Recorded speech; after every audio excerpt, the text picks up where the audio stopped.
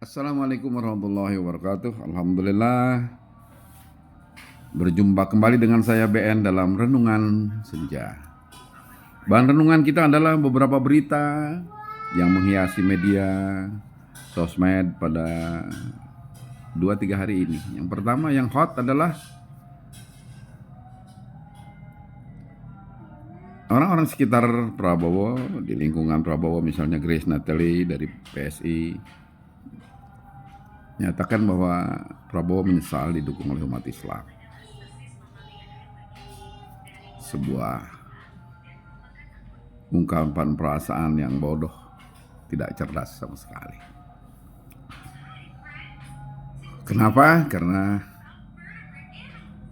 umat Islam yang berjumlah 85% adalah mayoritas dari seluruh penduduk Indonesia. Tetapi bukan itu yang hendak saya kaji sekarang. Yang hendak saya kaji adalah sampai kapan kita umat Islam menjadi kuda tunggangan, vehicle. Bahasa Bang Apandi Arsyad adalah kuda Troya dari politisi untuk membangun kekuasaan, menjadikan umat Islam sebagai kuda tunggangan. Ketika sampai ke tujuan setelah terpilih menjadi presiden, lupa kepada tunggangannya. Setelah terpilih menjadi bupati, lupa kepada tunggangannya. Setelah terpilih menjadi wali kota, lupa. Setelah menjadi gubernur, lupa kepada konstituennya. Begitu juga setelah menjadi anggota DPR, lupa kepada para pemilih atau konstituennya. Karena kita mayoritas, kita yang dijadikan kuda tunggangan. Seharusnya umat Islam harus berpikir dan bertindak lebih cerdas. Ya, jangan mau kita dibodoh-bodohi. Kita bukan kuda tunggangan lagi besok di 2024. Kita harus menentukan arah kebijakan di masa depan dengan memilih presiden yang akan bisa memperjuangkan aspirasi kita umat Islam. Kita mustahil nggak tahu kalau kita akan dibohong-bohongi oleh rezim ini dulu. Tetapi ngeyel, ngotot. Setelah 2 periode baru tahu, oh iya. Mustahil kita tidak tahu caleg kita misalnya dari partai A, partai B bakal bohongi kita. Tapi kita pilih juga. Cuma karena polos 200, 300, 500 ribu. Cuma bahkan di pinggir-pinggir kota hanya Indomie, beras, kopi, gula, sembako. Begitu murahnya harga diri umat Islam. Kita harus berhenti dari cara berpikir begitu. Kita harus menentukan arah dengan memilih secara cerdas pemimpin masa depan kita. Kalau Prabowo sudah mengatakan menyesal dipilih oleh umat Islam, kita lebih menyesal lagi. Telah memilih Prabowo, harusnya jawaban kita. Dan ke depan nggak usah kita pilih lagi.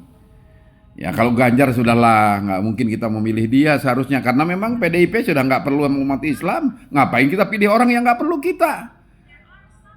Jangankan nggak perlu saja udah nggak memerlukan kita, nggak mengindahkan kita, apalagi nggak perlu.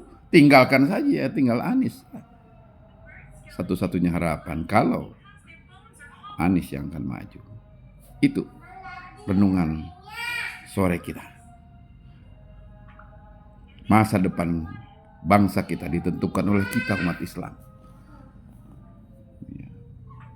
Analis politik, analis ekonomi, di masa depan Indonesia akan dikuasai Cina. Sebelum dikuasai Cina, kita harus kuasai dulu pucuk pimpinan kekuasaannya, presidennya, yang akan menentukan arah kebijakan masa depan. Kalau presidennya kita bisa ganti, Cina, asing-asing itu kita kembalikan kepada kenegaranya. Atau buang ke laut saja. Kalau pemimpin Islam, atau paling tidak pemimpin yang akan memperjuangkan suara umat Islam dapat kita pilih, maka kita bisa menentukan arah perjuangan bidang hukum, ekonomi, politik, keamanan, sosial, budaya.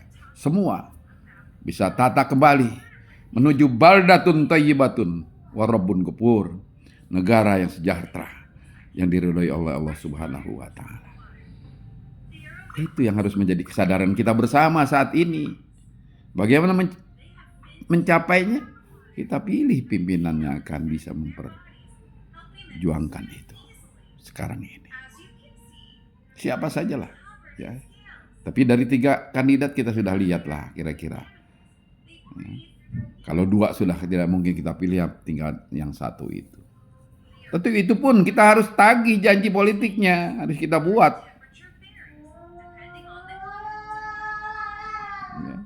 Dalam pertemuan-pertemuan tim sukses dan apa, kita harus tagih janji itu.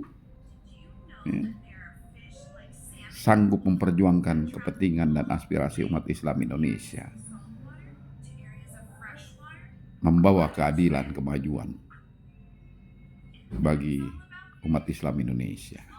Assalamualaikum warahmatullahi wabarakatuh.